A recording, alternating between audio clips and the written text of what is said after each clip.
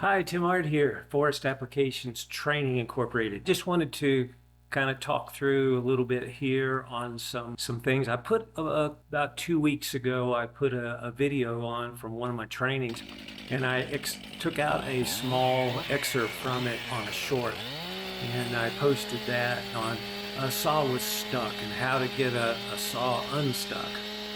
And so I wanted to kind of go through a little bit because I had a lot of comments on it, a lot of questions on it. And so I want to kind of discuss some of the process of that particular technique. You see, most all of the videos that I do is for educational purposes. That's, if you'll look on my site, it's listed as educational. I'm not putting those up for entertainment or anything like that. I do every week somewhere around the United States training class with new operators as well as seasoned operators of chainsaws. And a lot of it is with city, county, and state employees who more or less are working with storm debris and that kind of thing. If you see felling on there, it took place after a pretty well discussed planning process of hazards, lean, escape, hinge-size back cut. And a lot of different back cuts are used, as well as wedging and heavy forward leaners, back leaners, side leaners, and it goes through that process. If you see something on my site that you look at and it's more or less a storm damage type situation, if you look closely, there's usually orange dots where they're cutting. And that process is set up to go through a planning process of hazards, side to side, up and down, and back and forward pressures.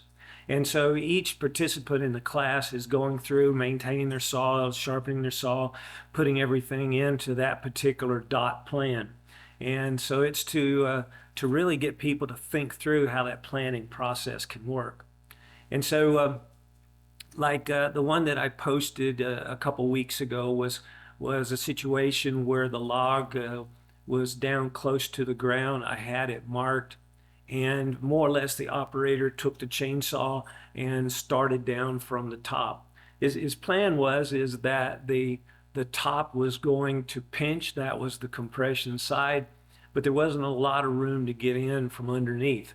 So his plan was to continue on down. And as anticipated by a lot that looked at it, it was about to stick, and it did.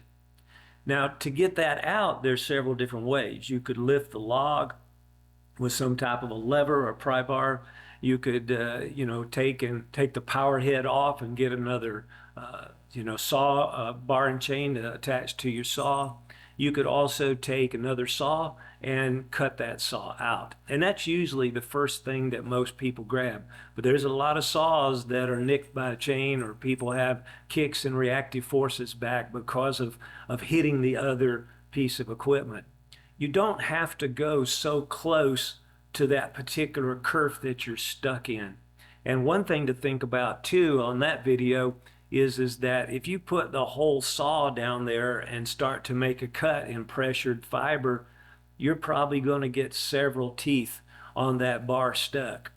If you use just the lower pulling side of the tip as you make those cuts, a lot less chances of getting stuck to a situation that you can't get out of.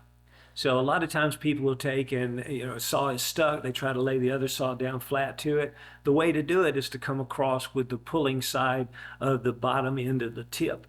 And so if you think about all the trees and logs and limbs, the fiber is running horizontal or up and down that particular limb.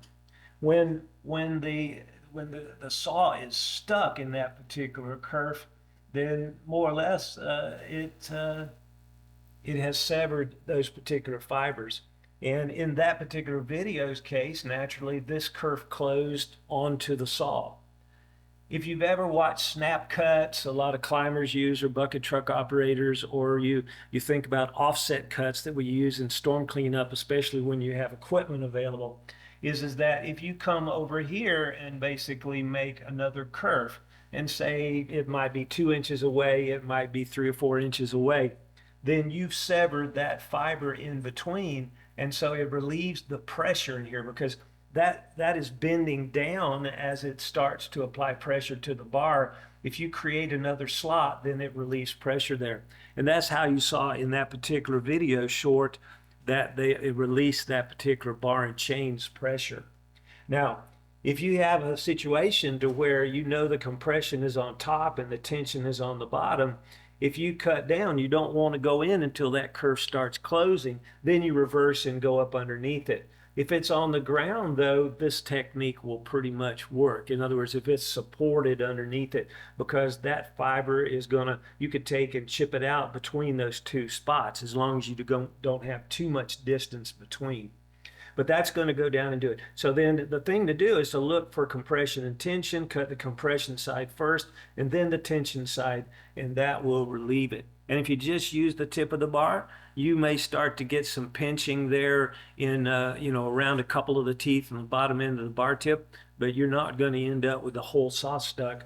As you pull from far side back, you're relieving that pressure. If you do get stuck, you let it sit a minute, it'll come out. Or, if you add a couple inches here or a few inches to come down to where that log would rest, you can use shallower cuts and move away or closer to that particular pinched bar.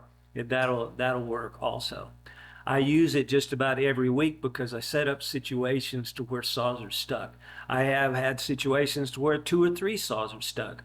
I have comments back in that people say if you cut it right, you'll never get stuck. It's absolutely true, but you have to think about it. If you cut very much wood, you're going to get stuck.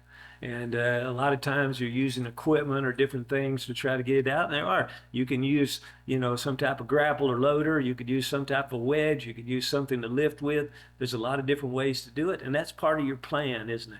And that's what you're really looking at, is a plan. When it comes down to my particular classes, every single week we're setting these things up. And the people are planning on those dots. They're realizing how these pressures and binds are made, spring pulls, twists and rises and falls. And so all of those things they're looking for. So if you see an excerpt, in other words, a short on one of my videos or on my channel at Forest Apps, and you see a short video, that is taken from a full-length video that we had from a training class. So what I challenge you to do is locate that full video, and that'll explain usually the situation. You can see what happens around it. If you think that you can pick up and learn something from 15 to 30 seconds, you can. There's no doubt about it. You can see sometimes with your experience what works and what doesn't, or what's enjoyable or entertaining or that kinds of stuff. But when it comes down to training, you have to plan to be able to see what works and what doesn't. So if you get stuck, you knew what your plan was, you come back and you evaluate it, and you know not to get stuck the next time. And that's how it works in my classes. So if you take and look at those shorts that I post, within the first or second video, before or after, you're going to see a complete video of that particular workshop and a lot of different situations and how to plan around those kind of issues. So this is Tim Ard.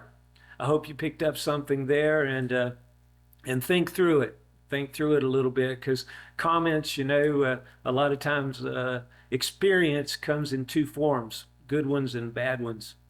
And it's important that you find out the good ones on your own and the bad ones from somebody else. And that's what I post in the videos many times. Without getting hurt, all those classes and all those workshop attendees are able to pick up and learn from different experiences. So enjoy. Good sawing. And we'll see you in the next video.